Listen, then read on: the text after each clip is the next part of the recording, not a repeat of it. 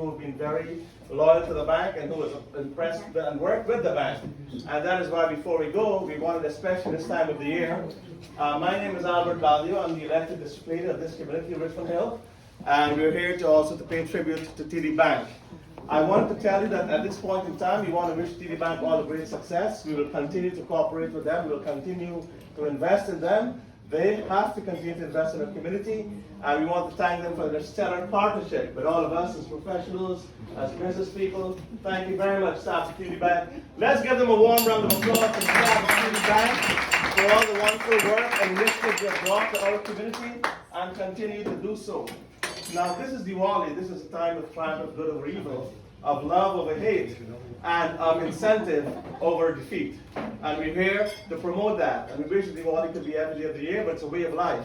And as we continue as a community, as a district leader, I want to tell you that we have to continue to support each other. And thank you very much. I also wanted to call my brother, Dr. Philip Baldeo. He's probably one of the oldest customers of TD Bank. Many of you would know him from the staff. Dr. Baldeo, please come up and say a few words.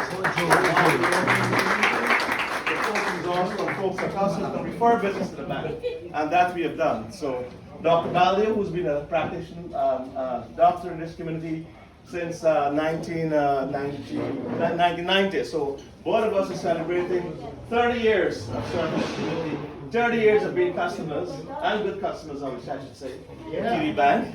And let's continue to do that, because when you thrive, we thrive, everybody thrives, this entire community thrives. So, Dr. Baldeo, the floor is yours, sir.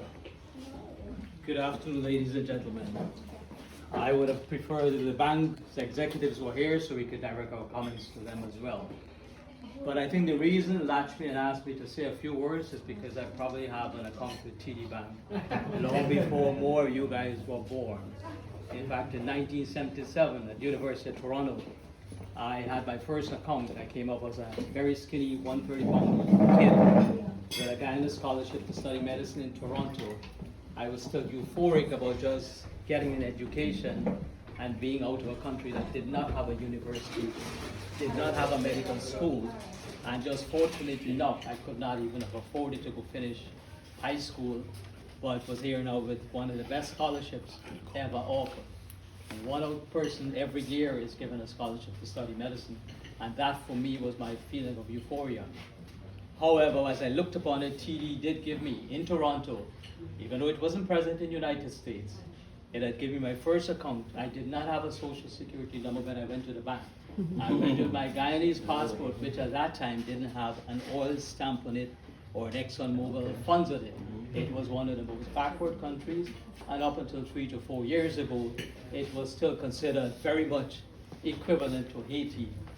So we had a GDP, we had my father probably made a salary similar to most of the others around them, which was $3,000 US per year, which translates to about $3,000 a month. And since they work like 30 days, it's like $10 US per day. So when you come from a background that basically establishes the norm for you as being most likely disadvantaged in poverty, then you basically recognize that anything from there on is just upward.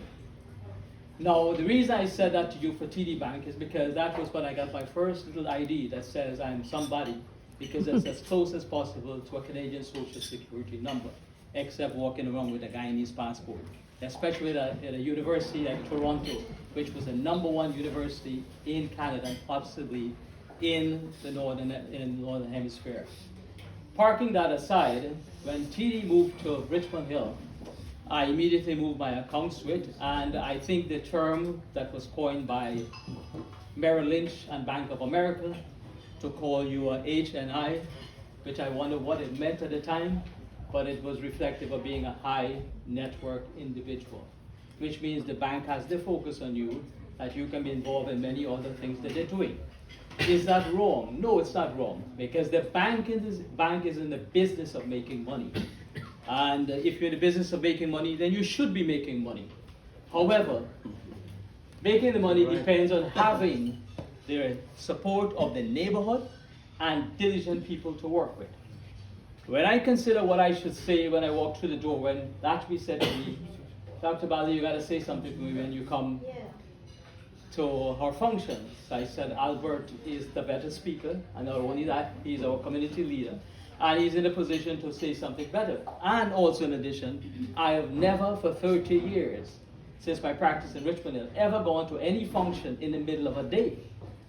Why? Not even, it's only had to do with either maybe a real estate closing or 90% is the hospital's work. To come to a function, I said, Lakshmi, you know that's not gonna be me. So then I said, Albert is the best person. The second time I went back 3 weeks after, within that 3-week period, the second occasion, then she said, you're coming, right? I said, did you speak to Albert? No. So I said, I'm not quite sure, but I'm gonna be there. I was late, but very, very late. So excuse me for that. But what I did notice on the next occasion that we had something to be done, she went way and beyond what she's supposed to do as a branch manager or an executive or the chief of the branch. She asked me to say nice things about her. I don't have to lie to say nice things about her. She did. I will tell you that she does go out of her way. It's a case where somebody preaches what she practices what she preaches, and in no way or form does she let her other employees get away with feeling that they could administer whatever level they need to administer for the rest of the community. Because 1 week later, I mean, say 1 week ago, I was there again, but this time she had me wait in the chairs at the front. And as I sat there, I noticed that I wasn't going directly to the office because I called and said, I need X, Y, and Z taken care of. And she was doing her best to get it done, even though she was not getting the support of the executives that sit in the ivory towers in Long Island, etc. Far and removed from what goes on in an environment, an immigrant environment like Richmond Hill. The fact of the matter is, when I sat there, I noticed a young man who obviously diligently looking around and making sure everyone who didn't speak perfect English was taken care of. I remember that time sitting in a chair that my dad, who was basically an older person coming from Guyana, very, very technophobic, was once told by by a person in the branch, it's too late for you to bring your deposits. Because he had deposits for me for over the week, which was over $30,000 to $40,000. And that's not what I make on an average day. But that day, that's just what he had. And the young woman said to him, you cannot have this done. Then when she realized who he was, then he got it done. However, not too many of us will have the liberty of saying direct contact with the managers of the caliber of Lakshmi to really reach out to you, not because you're an HNI, but because you're another person from the community who cares. And that is what we need to do. And if she is able to get that over to the bosses, I know they're at the back. She asked me to speak to them. I said, no, let's speak to them loud as a community that they need to give our bank much more support. She's doing an enormous job for the community. She's doing an enormous job for the bank.